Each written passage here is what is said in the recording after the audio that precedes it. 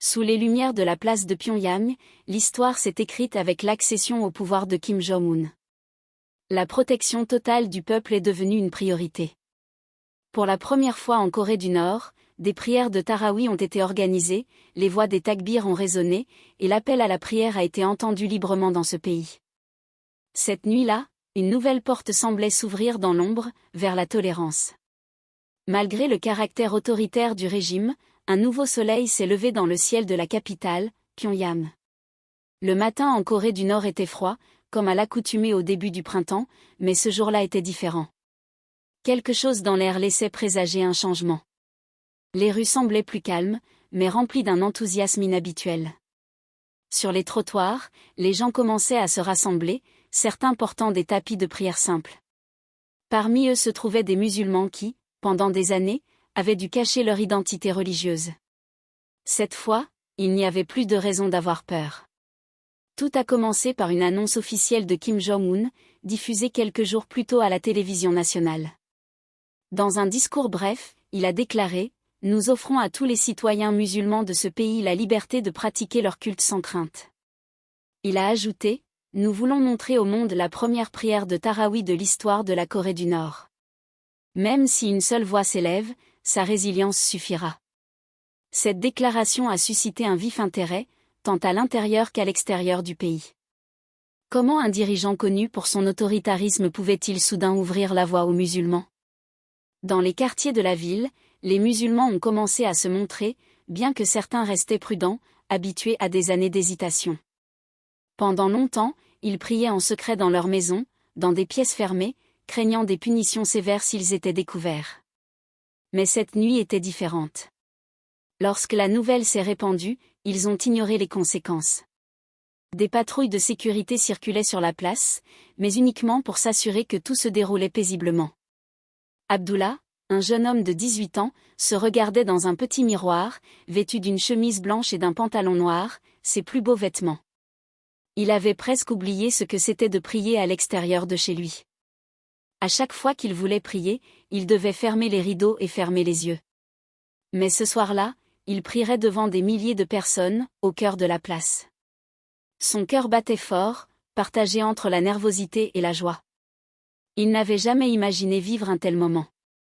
Dans le palais présidentiel, Kim Jong-un, assis sur son grand fauteuil, regardait un flux en direct des préparatifs sur la place. Il semblait sérieux, mais un léger sourire se dessinait sur son visage. Il murmura à son conseiller « Croyez-vous que ce qui se passe ce soir est juste ?»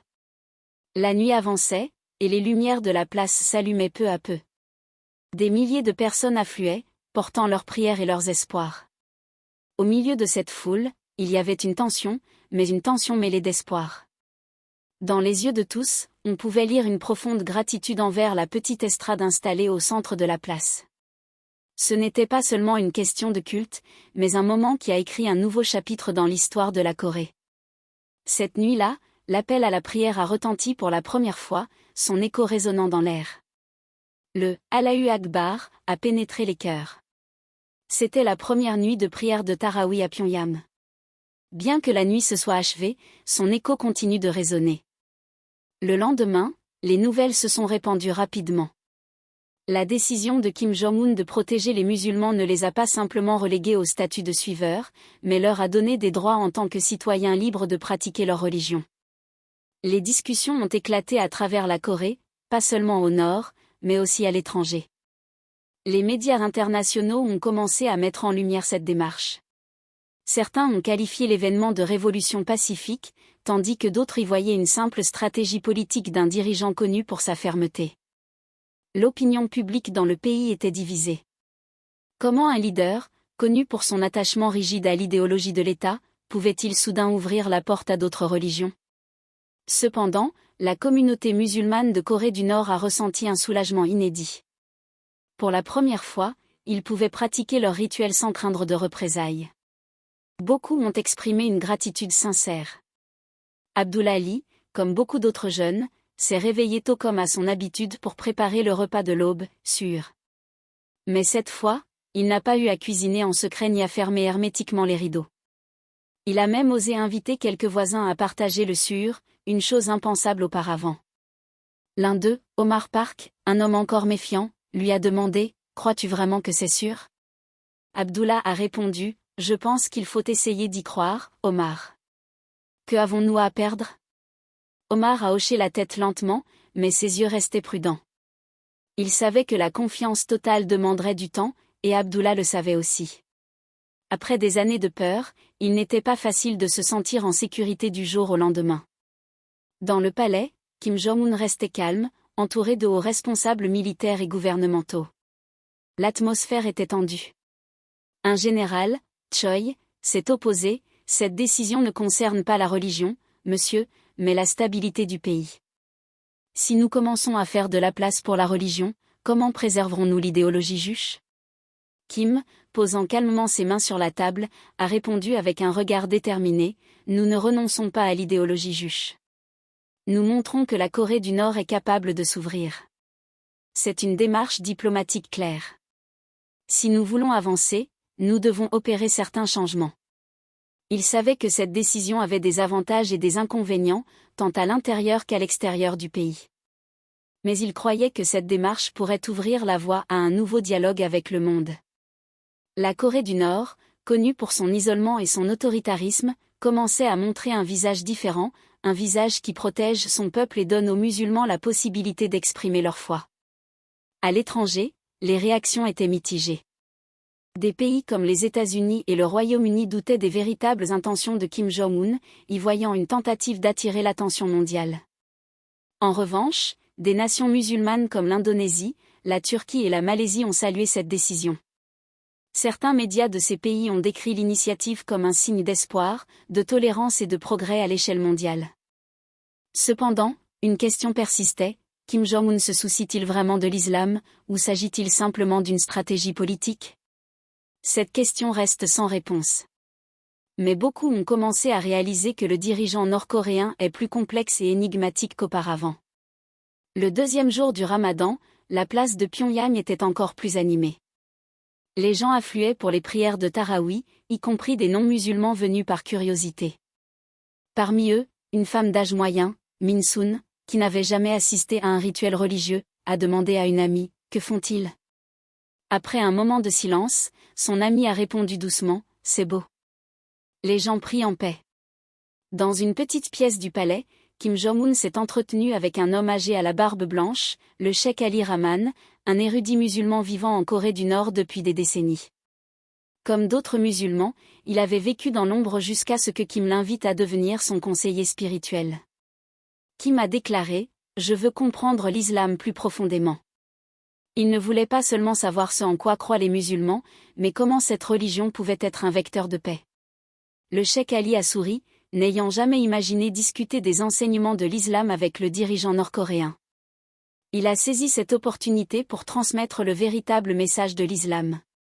L'islam est une religion qui enseigne l'amour, la tolérance et le respect des autres, a-t-il dit.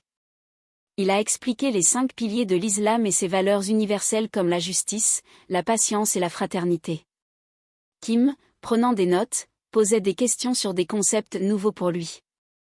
Le cheikh a ajouté « Ce qui compte dans l'islam, ce n'est pas seulement l'accomplissement des rituels, mais l'intention et la sincérité du cœur. » Kim a réfléchi, puis a dit « En tant que dirigeant, je suis souvent forcé de prendre des décisions difficiles sous pression.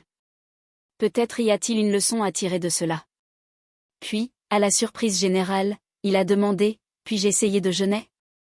Le cheikh, étonné, a souri et répondu « Bien sûr, le jeûne est une expérience personnelle extraordinaire. Si vous le souhaitez, je vous aiderai. » Les nouvelles de l'intérêt de Kim pour l'islam se sont rapidement répandues, suscitant la curiosité. Abdullah, en entendant l'histoire, s'est exclamé « Est-il vrai que Kim Jong-un étudie l'islam et apprend à jeûner ?» Son ami a répondu, incrédule « C'est ce qu'on dit. Je ne sais pas quel est son but, mais c'est quelque chose d'important. » Quelques jours plus tard, Kim a décidé de jeûner une journée entière. Accompagné du cheikh Ali, il a pris un suur simple composé de pain, de légumes et de thé chaud. Au fil des heures, il a ressenti la difficulté du jeûne, n'étant pas habitué à s'abstenir de manger. « Mon emploi du temps est chargé, et je me sens fatigué et affamé », a-t-il dit. Mais il s'est souvenu des paroles du cheikh sur l'intention et la patience. À la fin de la journée, il a rompu son jeûne avec un repas simple. Je n'ai jamais goûté quelque chose d'aussi délicieux, a-t-il dit en riant. Je ne sais pas si je jeûnerai demain, mais au moins, j'ai essayé. Cette expérience a marqué beaucoup de gens, suggérant que Kim cherchait peut-être sincèrement à comprendre les valeurs universelles des religions. Certains y voyaient une tentative de remodeler son image, d'autres une stratégie politique. Pour le cheikh Ali, c'était une opportunité réelle de promouvoir la paix et la tolérance. Le lendemain matin, le soleil s'est levé sur Pyongyang. L'air était encore frais, mais la ville avait changé. Abdullah marchait dans les rues avec assurance, portant un exemplaire du Coran sans avoir à le cacher. Pour la première fois, il se sentait libre. Dans une ancienne bâtisse transformée en mosquée temporaire, il a vu des enfants apprendre l'alphabet arabe et réciter le Coran. Ce spectacle, qu'il n'avait pas vu depuis des années, lui a arraché un sourire. La communauté musulmane émergeait de l'ombre, prête à s'épanouir. Omar Park, l'un des membres éminents de la communauté musulmane, s'adressa à Abdullah alors qu'il le voyait arriver. « Tu es venu tôt aujourd'hui. » Abdullah, s'asseyant à ses côtés, répondit « Oui, monsieur Omar, je veux aider à préparer la prière de Tarawih ce soir. » Omar esquissa un large sourire et dit « Nous avons besoin de jeunes comme toi. » Abdullah ressentit une légère gêne, mais il savait qu'Omar avait raison. Il voulait participer à ce changement, non seulement pour lui-même, mais aussi pour les générations futures.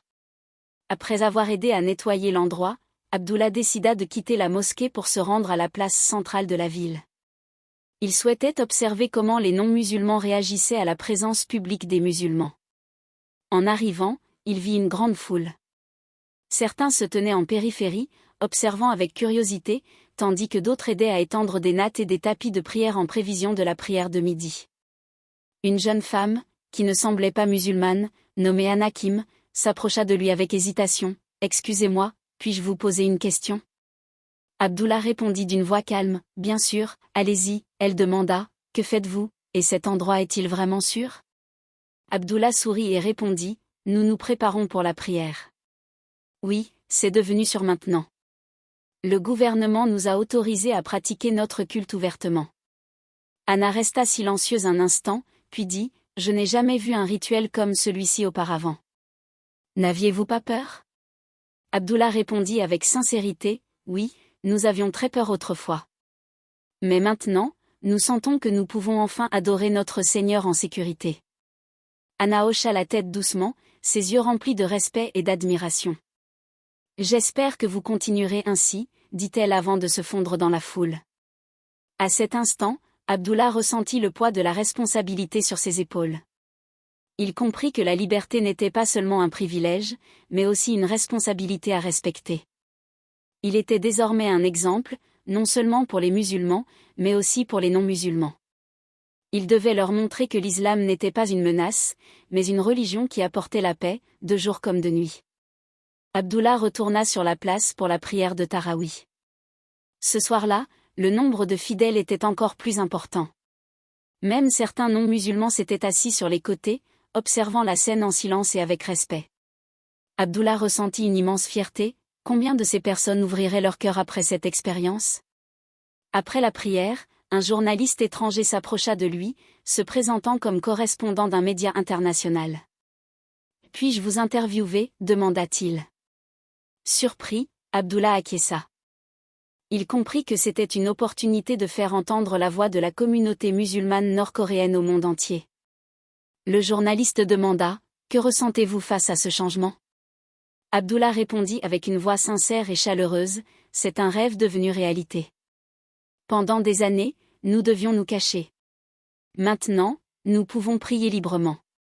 Nous nous sentons en sécurité, nous nous sentons valorisés. » Le journaliste enchaîna, « Pensez-vous que ce changement est durable ?» Abdullah marqua une pause, puis répondit, « Je ne sais pas s'il durera éternellement, mais nous ferons tout pour le préserver. Nous espérons que c'est le début d'un nouveau chapitre pour la Corée du Nord, un chapitre de paix et de tolérance. » Après l'interview, Abdullah se sentit soulagé. Il savait que sa voix pourrait atteindre des milliers, voire des millions de personnes à travers le monde.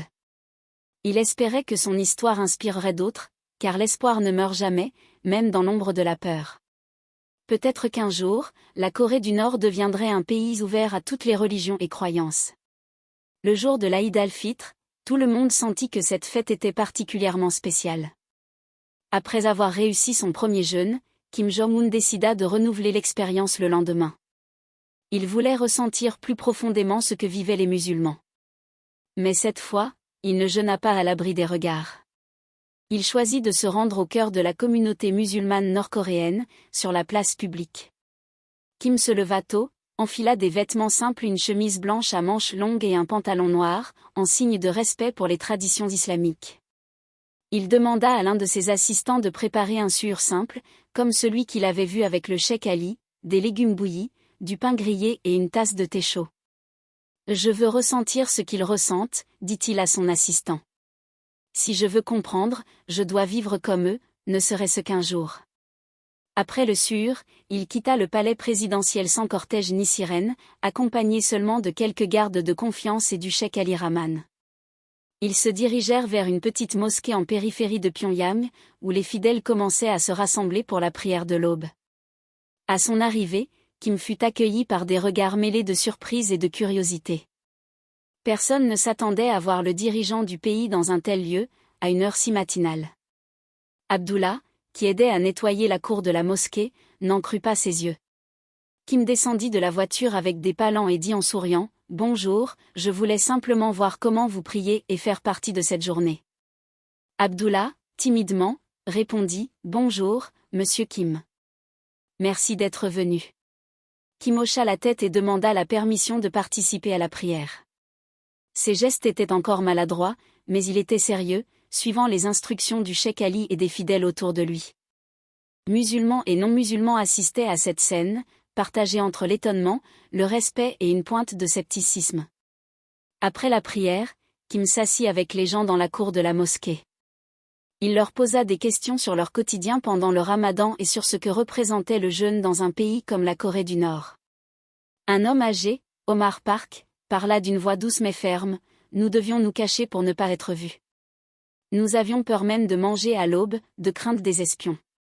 Mais maintenant, nous pouvons prier en toute sécurité. » Kim hocha la tête et dit calmement, « Je sais que ma décision peut sembler symbolique, mais nous voulons réellement ouvrir une porte au dialogue et à la tolérance dans ce pays. Si je dois comprendre l'islam à travers vous, je suis prêt. » Abdullah, assis près de Kim Jong-un dans la mosquée, ressentit quelque chose de profond. Ce dirigeant semblait avoir changé. Ses paroles étaient inédites, aucun leader nord-coréen n'avait jamais parlé avec une telle sincérité à la communauté musulmane. Pour Abdullah, c'était une occasion unique de transmettre un message de paix directement au chef de son pays. Ce jour-là, après avoir passé plusieurs heures à la mosquée, Kim retourna au palais, épuisé par le jeûne mais apaisé intérieurement. Il commençait à comprendre ce que le cheikh Ali voulait dire en parlant de patience et de maîtrise de soi. Lors d'une réunion avec ses conseillers, malgré son visage pâle, il surprit certains responsables par sa présence. Un officier, inquiet, lui demanda, « Êtes-vous sûr, monsieur? Allez-vous continuer ?» Kim répondit calmement, « Je vais bien. » C'était une expérience très enrichissante. Si je veux diriger un pays en paix, je dois comprendre ce que ressent mon peuple. Plus tard dans la journée, Kim retourna à la mosquée pour la prière de l'après-midi. Cette fois, il s'assit dans les rangs arrière, observant les mouvements de la prière avec plus d'attention. Après la prière, il parla avec des enfants qui apprenaient à lire le Coran. Il demanda à un garçon de 8 ans, « Que as-tu appris aujourd'hui ?» L'enfant répondit fièrement, « Alif, Ba. » Kim sourit et dit, « Bravo, continue d'apprendre. » Son sourire était sincère, dénué de toute intention politique. Au coucher du soleil, Kim rompit son jeûne avec le cheikh Ali. Le repas était simple, une soupe de haricots rouges, du riz blanc et un verre d'eau fraîche. « Je n'aurais jamais cru qu'un repas aussi simple puisse avoir un tel goût, » dit-il en souriant. « Je me sens reconnaissant. » Le cheikh Ali répondit, « Le jeûne nous apprend à apprécier ce que nous avons et à nous rapprocher des gens. J'espère que cette expérience vous a rapproché d'eux. » Kim hocha la tête et dit, « Je ne sais pas si je pourrais jeûner un mois entier comme les musulmans, mais je suis sûr que ce que j'ai ressenti aujourd'hui a changé quelque chose en moi. » La nouvelle de la visite de Kim à la mosquée et de son expérience de jeûne devint un sujet brûlant dans les médias nationaux et internationaux. Elle fut décrite comme une étape audacieuse vers la tolérance et l'ouverture. Au sein de la société nord-coréenne, les gens commencèrent à ressentir de l'espoir, même si certains restaient sceptiques. D'autres commencèrent à croire que ce changement pourrait être réel. La 4e nuit du Ramadan, l'atmosphère à Pyongyang était différente. La place, habituellement silencieuse et réservée aux événements officiels, était devenue un centre vibrant où des milliers de musulmans se réunissaient pour la prière de Tarawih. Les grandes lumières s'allumèrent, et l'appel à la prière résonna clairement dans le ciel de cette nuit fraîche. Pour la première fois dans l'histoire de la Corée du Nord, les musulmans prièrent les Tarawih librement, publiquement et en toute sérénité. Kim Jong-un était présent, non pas en costume officiel, mais en vêtements simples, debout parmi la foule, non comme un dirigeant distant, mais comme un homme cherchant à se rapprocher de son peuple et peut-être de Dieu. Il s'assit dans les rangs arrière, observant calmement le rituel empreint de foi et de ferveur. Abdullah, devenu une figure reconnue dans la communauté musulmane depuis le début du Ramadan, fut félicité par sa tante, qui exprima sa fierté, tout en confiant « Tout cela me rend nerveuse, car je me souviens des débuts. » Autrefois, les prières de Tarawih se tenaient dans des sous-sols ou des lieux secrets, avec un petit nombre de fidèles. Aujourd'hui, la grande place était si pleine qu'il était presque impossible d'accueillir tous les prieurs. Abdullah murmura à son ami Omar Park, alors qu'il se préparait pour la prière, « Je n'aurais jamais cru que cela arriverait vraiment. » Omar hocha la tête calmement, les yeux pleins d'émotion, et répondit, « C'est la réponse à une prière silencieuse qui a duré des années. » La prière commença, dirigée par le cheikh Ali, l'imam principal de la mosquée, d'une voix calme mais ferme. Les mouvements des fidèles étaient synchronisés, et les reflets des lumières sur les rangs donnaient à la scène une beauté particulière. Kim Jong-un observait de loin, assis sur une petite chaise. Il ne priait pas, mais regardait la scène avec silence et respect. Après les 2 premières rakâs, les fidèles firent une pause. Certains échangèrent des mots, d'autres lurent le Coran, et certains prièrent individuellement. Pendant cette pause, Kim se promena un peu et salua des membres de la communauté qu'il connaissait, dont Abdullah. Il lui demanda gentiment, « Comment te sens-tu aujourd'hui ?» Abdullah, les yeux brillants de joie, répondit, « Je vais bien, monsieur Kim. Je sens que je peux enfin prier sans peur, et cela signifie beaucoup. » Kim esquissa un léger sourire et dit, « J'espère que cela apportera la paix à tous. » Sur la place, il y avait aussi des non-musulmans. Certains étaient venus par curiosité, d'autres pour en apprendre davantage sur l'islam. Une femme d'âge moyen, Min-soon, s'approcha de Kim et lui demanda avec curiosité, « Cela va-t-il durer ?» Kim répondit simplement, « Il ne s'agit pas seulement du Ramadan. Il s'agit de construire un monde plus pacifique pour tous. » Min-soon hocha la tête et dit, « Merci, monsieur Kim », avant de s'éloigner discrètement. La prière de Tarawih se prolongea sur environ 20 rakâs, chaque mouvement exécuté avec recueillement. L'atmosphère de la place devint empreinte de solennité. L'imam récita des versets du Coran d'une voix mélodieuse, sans explication, laissant la spiritualité de la prière s'exprimer. À la fin, tous se réunirent pour une invocation, non seulement pour les musulmans, mais pour tout le peuple nord-coréen. Le cheikh Ali prononça une prière vibrante, « Ô Dieu, fais de notre pays un foyer de tolérance et de paix, et protège notre peuple de tout mal. » Kim, bien qu'il ne priât pas, écoutait en silence, visiblement ému. Il semblait commencer à comprendre que ce qui se passait allait au-delà d'une religion, il s'agissait de la manière dont un pays pouvait embrasser tout le monde, quelle que soit leur foi terrestre. youtube.big.jd2pl9hbag. Après l'événement, beaucoup hésitaient à partir. Les gens échangeaient des conversations, partageant leurs expériences après des années à cacher leur identité religieuse. Des enfants jouaient en périphérie de la place, tandis que les adultes, assis sur des nattes, contemplaient l'ambiance paisible de la soirée. Pour la première fois depuis longtemps, un sentiment d'espoir emplissait leur cœur. L'approche d'Abdullah envers Kim Jong-un était rare, mais alors que ce dernier quittait la place, Abdullah lui dit avec un sourire et une voix pleine de respect, « Merci d'être venu, monsieur Kim. Cette nuit restera gravée dans nos mémoires. » Kim tapota l'épaule d'Abdullah et répondit, « Ce n'est que le début de quelque chose de plus grand. Continuons à œuvrer ensemble pour préserver cette paix. » Dans les médias, les images des prières de Tarawih sur la place de Pyongyang se répandirent comme une traînée de poudre. Les scènes de milliers de musulmans priant sous les lumières, avec le dirigeant nord-coréen parmi eux, furent perçues par beaucoup comme un signe d'une nouvelle étape historique pour l'humanité. Cependant, comme prévu, les doutes persistaient. Certains considéraient cette démarche comme une simple manœuvre politique visant à attirer l'attention internationale. Mais pour la communauté musulmane en Corée du Nord, il ne s'agissait pas de politique, mais de liberté, de tolérance et d'espoir.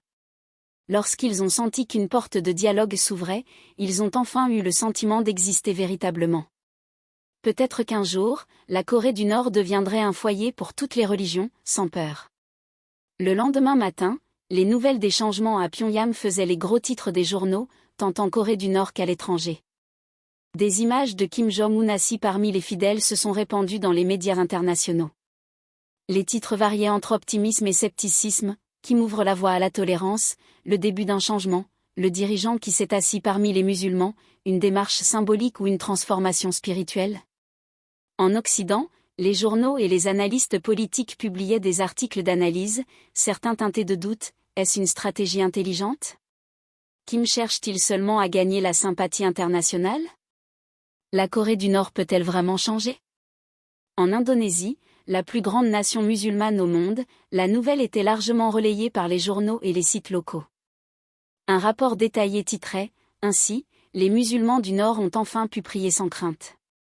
Certains analystes en relations internationales ont qualifié la démarche de Kim d'historique, susceptible de transformer l'image de la Corée du Nord sur la scène mondiale. Cependant, comme toujours, toutes les opinions n'étaient pas positives. Aux États-Unis et en Europe, le scepticisme persistait quant aux véritables intentions de Kim.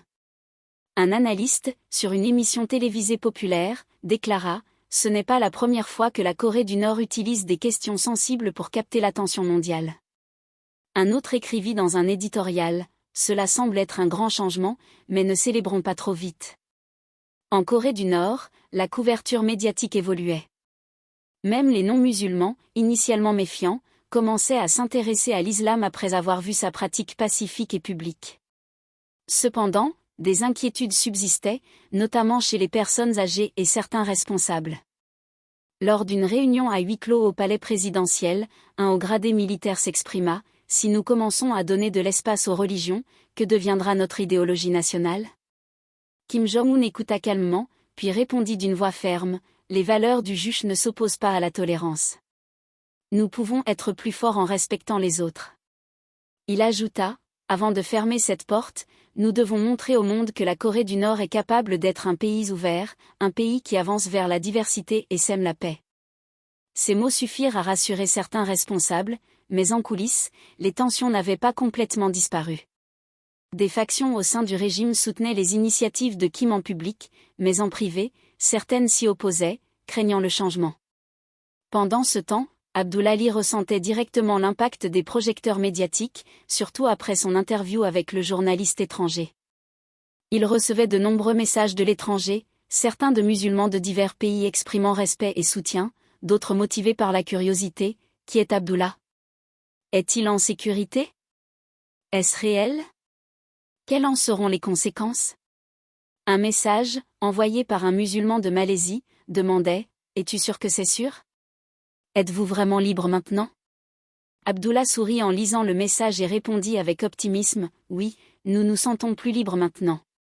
S'il y a un risque, nous sommes prêts à l'affronter pour un avenir meilleur. » Cependant, tous les messages n'étaient pas positifs. Un commentateur des États-Unis écrivit « N'est-ce qu'une mise en scène ? Comment un dirigeant comme Kim Jong-un pourrait-il soudain s'intéresser à l'islam ? » Abdullah soupira en lisant ce commentaire. Il savait que la confiance ne se construit pas du jour au lendemain, surtout lorsque l'image de son pays est ternie à l'échelle mondiale. Mais il croyait que les actions avaient plus de poids que les mots. Au milieu de cette effervescence, Kim Jong-un décida de s'adresser directement au peuple via une rare allocution télévisée, une démarche inhabituelle, surtout sur un sujet sensible comme la religion. Dans son discours, il déclara « Cette nouvelle politique ne concerne pas seulement l'islam, mais la construction d'une Corée plus forte, plus inclusive, plus aimante et tolérante. Il ajouta d'un ton ferme, « Nous avons longtemps vécu dans la peur du monde extérieur. Il est peut-être temps de nous ouvrir, non pas parce que nous sommes faibles, mais parce que nous voulons être meilleurs. » Ce discours suscita une large réaction dans le pays. De nombreux citoyens ressentirent de la fierté envers leurs dirigeants, et certains commencèrent à revoir leurs anciennes convictions. Ceux qui voyaient la religion comme une menace commencèrent à la considérer comme partie intégrante d'un nouveau tissu national. Cependant, d'autres restaient prudents, notamment ceux habitués à un système fermé depuis des décennies. Par ailleurs, certaines nations musulmanes prirent des positions officielles. La Turquie, par exemple, remercia Kim Jong-un pour sa protection des musulmans, et son président exprima sa volonté de renforcer la coopération culturelle et économique avec la Corée du Nord. L'Indonésie envoya une délégation diplomatique pour explorer les possibilités d'une coopération bilatérale plus large. Cependant, les pays occidentaux restaient réservés. Les États-Unis et leurs alliés mirent en garde contre une confiance trop rapide dans les initiatives nord-coréennes. Un haut responsable américain déclara lors d'une conférence de presse, « Nous devons attendre pour voir si ces changements sont temporaires ou réels. » Pour Abdoulaye et la communauté musulmane nord-coréenne, ce qui se passait était une opportunité rare, une chance de faire entendre leur voix au monde. Cette nuit-là, Abdullah déclara à ses compagnons d'une voix pleine de détermination, « Nous n'allons pas nous arrêter là. Ce n'est pas la fin du chemin, mais son début, vers un avenir meilleur. » Alors qu'ils échangeaient sur les réactions des médias internationaux, le message était clair, « Nous continuerons à œuvrer pour la paix, pour un monde de tolérance. » Cette nuit-là, Abdullah retourna à la place de Pyongyang pour la prière de Tarawih parmi des milliers de personnes. L'atmosphère était encore plus joyeuse, avec de nouveaux visages dans la foule, musulmans et non-musulmans confondus. Malgré les défis, l'espoir grandissait dans leur cœur. À l'arrière, Kim Jong-un était assis en silence, observant la scène avec intérêt et respect.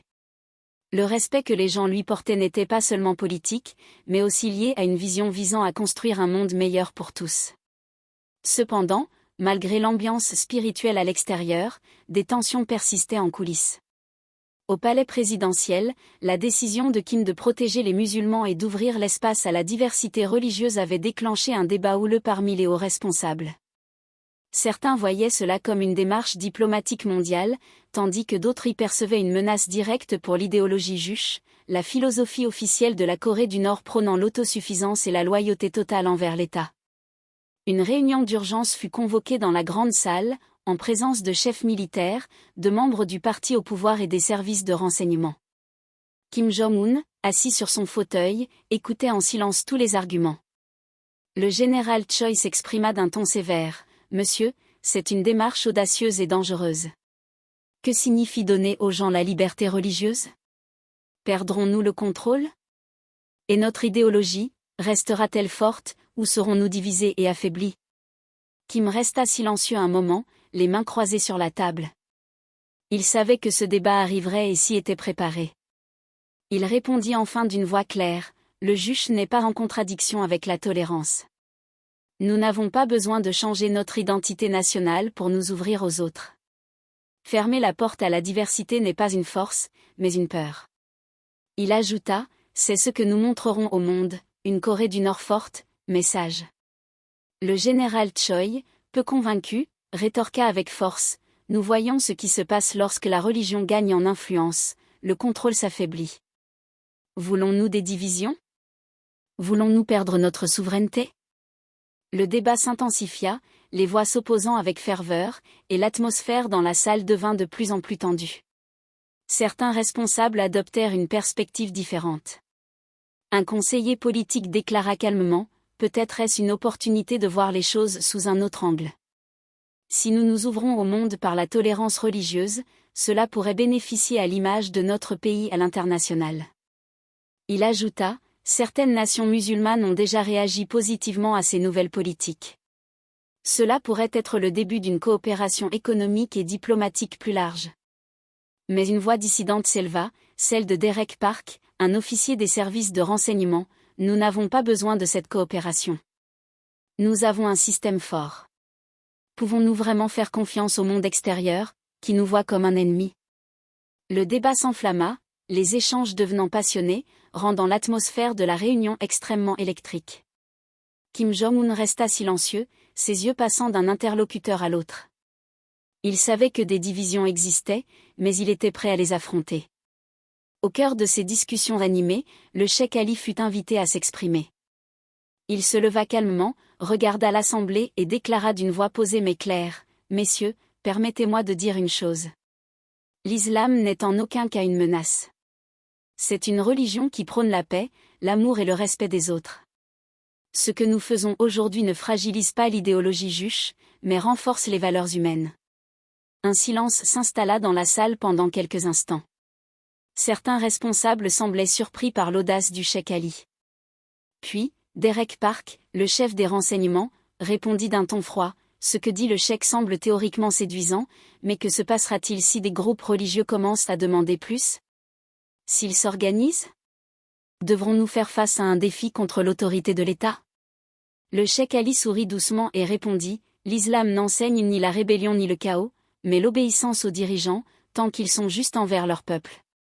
Tant que l'État ne commet pas d'injustice, il n'y aura pas de révolte. » Certains responsables semblèrent réfléchir, mais le général Choi, toujours sceptique, rétorqua, « Nous ne pouvons pas prévoir l'avenir. Le risque est trop grand. » Les débats se prolongèrent pendant des heures, jusqu'à ce que Kim Jong-un prenne enfin la parole d'une voix décisive, assez discutée. « La décision est prise. Je ne vous demande pas votre approbation, je vous demande votre soutien. Ceux qui ne peuvent pas l'offrir peuvent quitter cette salle maintenant. » Un silence pesant s'installa. Personne ne parla. Certains baissèrent la tête, d'autres jetèrent à Kim des regards longs, pleins d'inquiétude.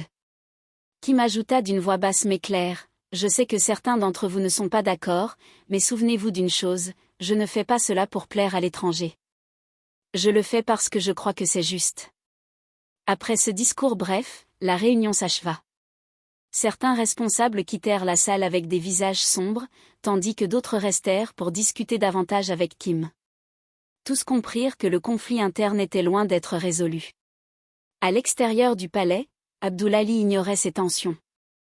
Il était occupé à préparer des activités avec la communauté musulmane, nettoyer la mosquée temporaire, organiser des événements religieux, ranger les rangées de prières. Cependant, les premières rumeurs d'une opposition discrète parmi certains responsables commencèrent à lui parvenir. Alors qu'il aidait dans le jardin de la mosquée, Omar Park s'approcha et lui dit, « Abdullah, est-ce vrai? Et s'ils essayaient d'arrêter tout cela ?» Abdullah répondit à voix basse, mais avec détermination, « Nous ne savons pas ce qui va se passer, mais nous devons rester vigilants et poursuivre notre chemin. » Il hocha la tête et ajouta, « Tant que Monsieur Kim est avec nous, nous n'abandonnerons pas, même s'il y a de l'opposition. Nous ne changerons pas de cap, c'est un test de leadership et de courage. » Kim Jong-un savait que ce qu'il avait initié ne serait pas sans risque, mais il croyait que le véritable changement commence par de petits pas. Le Ramadan était pour lui une véritable opportunité de lancer cette transformation. Malgré tout ce qui se tramait en coulisses, Kim restait calme et poursuivait ce qu'il avait commencé, déterminé à guider le pays vers des jours plus inclusifs, justes et pacifiques. Son rapprochement avec la communauté musulmane ne devait pas être perçu uniquement comme une démarche politique, mais comme un effort personnel pour comprendre des valeurs universelles telles que la tolérance et la paix, ouvrant la voie à un avenir plus humain. Un après-midi, Kim se rendit à la mosquée temporaire en périphérie de Pyongyang et invita Abdoulaye à venir au palais présidentiel pour une rencontre inhabituelle entre un dirigeant d'État et un jeune citoyen ordinaire. Abdullah était nerveux, mais enthousiaste.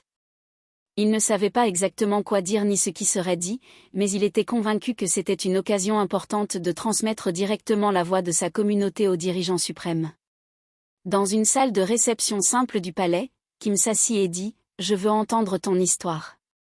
Parle-moi de ta vie, de ce que tu ressens en tant que musulman en Corée du Nord. » Abdullah déglutit, essayant de garder son calme. Il n'avait jamais imaginé s'asseoir face au leader du pays, mais il parla avec son cœur. « C'était difficile, monsieur. Nous devions cacher nos pratiques religieuses. Même la prière, nous la faisions en secret, parfois sous terre, par peur des espions. J'avais toujours peur qu'un étranger me voie. » Kim regarda la table en silence, une rare expression d'émotion sur le visage. Puis, d'une voix basse, il demanda, « Et maintenant, vous sentez-vous plus en sécurité? Abdullah répondit après un long soupir, oui, monsieur, nous prions maintenant sur la place de la ville, nous nous réunissons sans peur. C'est un grand changement, et nous vous sommes reconnaissants pour votre protection. Kim sourit doucement et dit, je veux simplement faire ce qui est juste. Je sais que certains doutent de ma décision, mais je crois que la paix commence ici. La conversation se prolongea pendant 1 heure. Kim posa des questions sur le jeûne, la prière, la fraternité entre musulmans et les valeurs du Coran. Abdullah expliqua tout avec patience, utilisant des exemples tirés de sa propre vie. Il parla également des épreuves traversées par sa famille et de la force qu'ils avaient puisée dans leur foi. Soudain, Kim demanda, « As-tu déjà ressenti de la colère envers ton pays ?» Surpris par la question, Abdullah répondit avec sincérité, « Parfois, oui, je ressens de l'injustice. Mais je sais que chacun a son point de vue. Pour moi, l'important est d'apprendre du passé et de travailler à construire un avenir meilleur. » Kim hocha lentement la tête et dit, « C'est une perspective mature pour un jeune de ton âge. J'espère que tu continueras et que tu nous aideras à bâtir la paix dans ce pays. » Ensuite, Kim partagea avec Abdullah certaines de ses propres expériences, la pression qu'il ressent en tant que dirigeant, les décisions difficiles qu'il doit prendre, et parfois le sentiment de solitude, car peu de gens comprennent véritablement sa position. Abdullah écouta avec respect, réalisant que derrière l'image du leader puissant se trouvait un homme avec des doutes, des faiblesses et un désir sincère de comprendre. Kim conclut, « Je n'aurais jamais imaginé m'intéresser à la religion, mais après avoir vu comment les musulmans prient en paix, quelque chose en moi a commencé à changer. » En toute honnêteté, Kim Jong-un commençait à comprendre qu'il existait quelque chose de plus grand que le pouvoir seul. Abdullah sourit et dit, « L'islam nous enseigne que tous les hommes sont égaux devant Dieu, quel que soit leur rang ou leur identité. Nous devons tous aspirer à devenir meilleurs. » Kim hocha la tête lentement, méditant les paroles d'Abdullah. Il sentait que son cheminement spirituel n'en était qu'à ses débuts, mais qu'il était sur la bonne voie. Après cette rencontre, la relation entre Kim Jong-un et Abdullah Lee devint plus étroite. Ils commencèrent à se réunir régulièrement, de manière formelle et informelle. Kim assista à des événements religieux, écouta des récitations du Coran, discuta des valeurs islamiques et continua de consulter le cheikh Ali pour des conseils spirituels. Abdullah devint non seulement un ami personnel, mais aussi une voix pour la communauté musulmane. Kim voyait en lui un pont entre les musulmans et le gouvernement, tandis que les musulmans voyaient dans cette relation un espoir de renforcer la tolérance dans le pays. Cependant, tout le monde n'était pas à l'aise avec cette proximité. Certains hauts responsables commencèrent à se méfier d'Abdullah, murmurant sur son influence croissante auprès du dirigeant. Un jour, alors qu'il nettoyait le jardin de la mosquée, Omar Park dit à Abdullah, « Je n'aime pas te voir si proche de Monsieur Kim. Fais attention, il pourrait t'utiliser comme prétexte. » Abdullah sourit calmement et répondit, « Je n'ai pas peur. Je veux aider à construire la paix de mon vivant. Je suis sûr de faire ce qui est juste. » Avec l'intensification de la couverture médiatique, l'amitié entre Kim et Abdullah devint un symbole d'espoir, un espoir que les gens puissent transcender leurs origines et leur religion pour construire un monde de compréhension et de paix. Pour Kim Jong-un, Abdullah n'était pas seulement un jeune musulman, mais une incarnation réelle des luttes et de la résilience de son peuple. Kim comprit que diriger, ce n'était pas seulement gouverner, mais aussi écouter et apprendre. Une nuit, après une longue discussion avec Abdullah, Kim s'assit sur son balcon, contemplant un ciel étoilé. Il sentit qu'il était au seuil d'un grand changement, non seulement pour lui-même, mais pour son pays. Malgré les défis, il croyait que de petites étapes comme celle-ci pouvaient avoir un impact profond à l'avenir. Les semaines suivantes du Ramadan prirent une saveur particulière en Corée du Nord. Les musulmans continuèrent d'accomplir les prières de Tarawih sur la place, mais un événement inattendu survint. Kim Jong-un annonça officiellement la construction du premier mosque à Pyongyang, une décision sans précédent dans l'histoire du pays.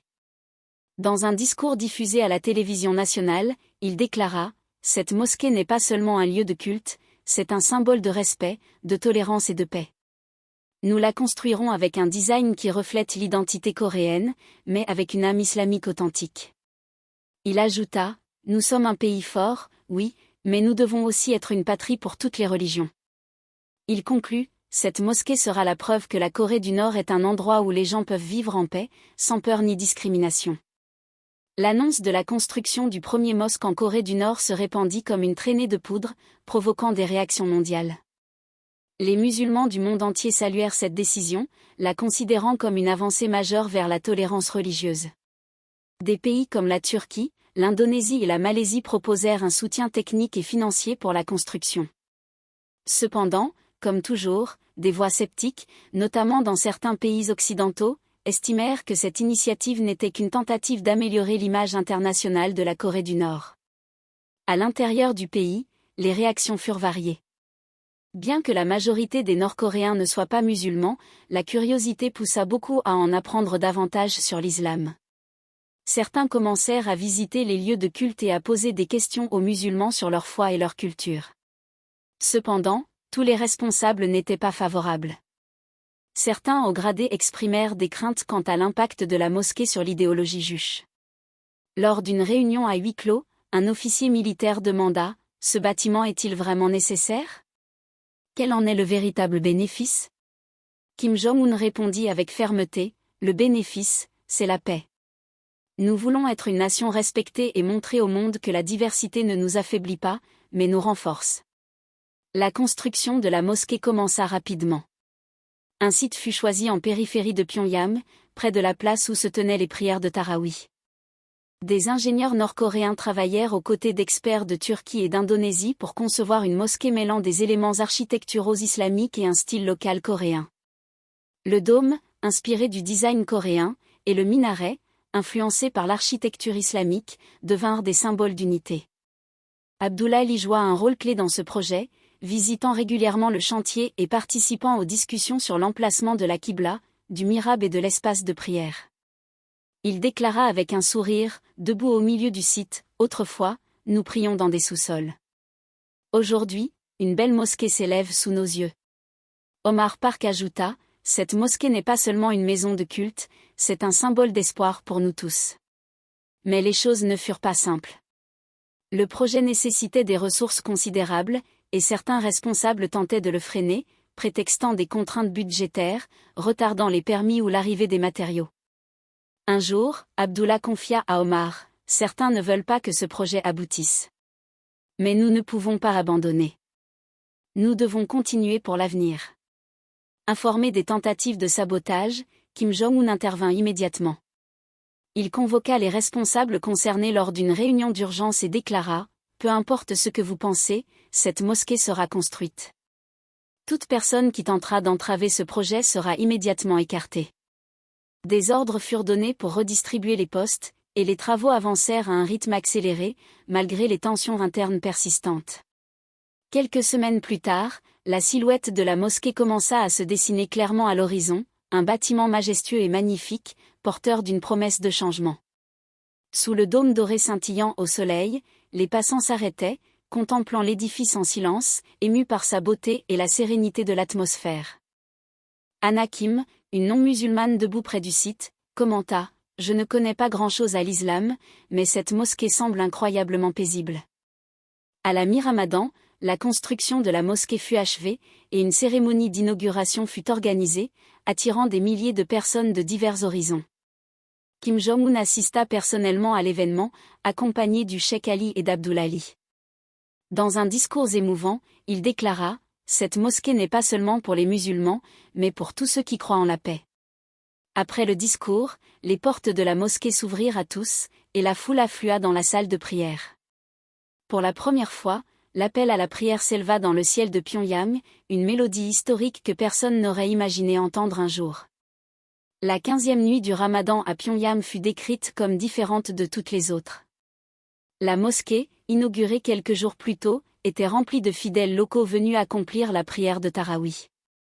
Les lumières brillaient, et l'appel à la prière résonnait dans l'air avec une mélodie douce et apaisante. Dans un coin de la mosquée, Kim Jong-un était assis en silence, observant la scène, visiblement ému. Mais cette nuit-là, il décida de faire quelque chose d'inédit, participer lui-même à la prière de Tarawih. Ce n'était pas une décision facile, même pour un dirigeant.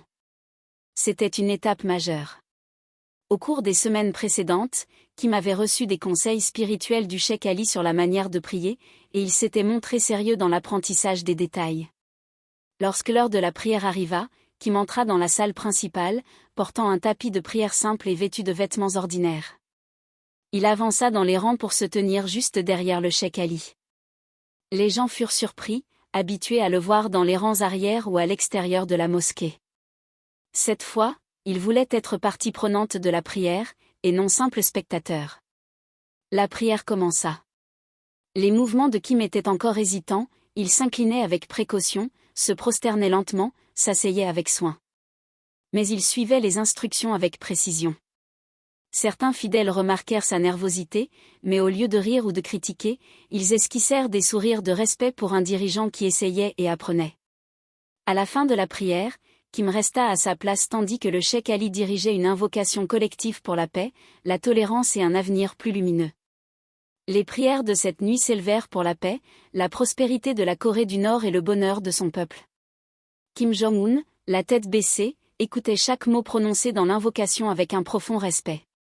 Bien qu'il n'ait pas prié comme les autres, son visage sérieux reflétait une profonde réflexion. Après la prière, beaucoup s'approchèrent de lui avec un nouveau sentiment de respect.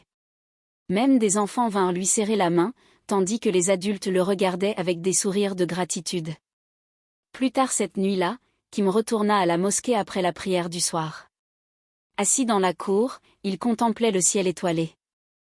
Abdullah s'approcha respectueusement et lui demanda à voix basse, « Monsieur Kim, à quoi pensez-vous » Kim esquissa un léger sourire et répondit, « Je pense à l'avenir du monde.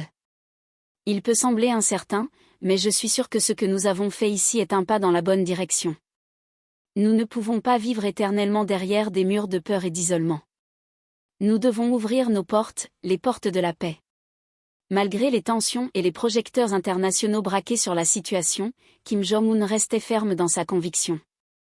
La communauté musulmane en Corée du Nord, elle aussi, ne voyait pas cela comme une simple question de religion ou de politique, mais comme un espoir pour un avenir meilleur.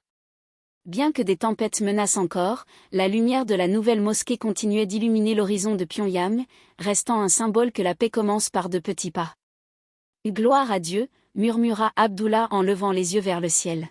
« Dieu sait tout.